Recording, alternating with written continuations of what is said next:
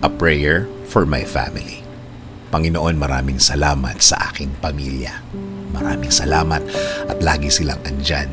Sila po ang aking inspirasyon, ang aking lakas. Sila po ang nagiging kakampi ko sa mga pagsubok ng buhay. At laging nakaalalay kapag kailangan ko ng suporta. Lord, kasama po ng aking dasal na ito na mas mapalapit sila sa iyo. Mas makilala ka nila.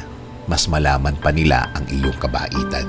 Kasama ng nakikita nila sa aking buhay na ikaw ang pinagkukunan ko ng lakas sa araw-araw. Kasama na rin ang aking dinadasal na tulungan niyo rin ang bawat isa sa kanila sa tuwing kailangan nila ng tulong ninyo, Lord. Tulad na lang ng pagtulong na ginagawa mo para sa akin every time na kailangan ko po ng tulong niyo. Palagi niyo silang samahan at protektahan sa lahat ng oras. Alam ko na napakadelikado na sa labas at kailangan nila ng proteksyon ninyo sa mga buhay nila, kasama na ang kani-kanilang mga trabaho. Ikaw, Panginoon, ang nakakaalam ng lahat ng kanilang pinagdadaanan.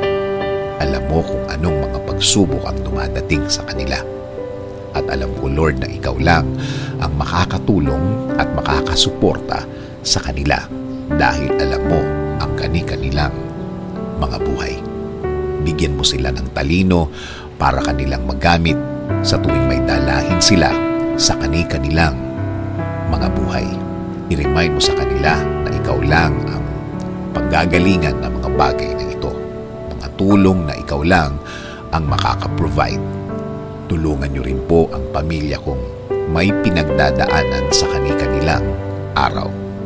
Mga taong ayaw magsalita tungkol sa kanilang mga problema at nagdesisyon na lang na manahimik na lamang and decided to keep it to themselves.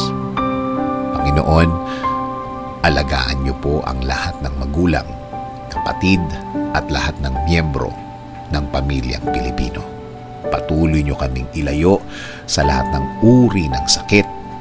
Ilayo niyo po kami sa lahat ng uri ng masama. Manatili po sana ang inyong peace sa aming mga puso at isipan. Patuloy niyo pong i-guide ang aking buhay. Bigyan niyo po palagi ng direksyon ang aking araw-araw at ng aking buong pamilya. Patawarin niyo po kami sa lahat ng aming kasalanan sa inyo, Panginoon. In Jesus' name we pray. Amen.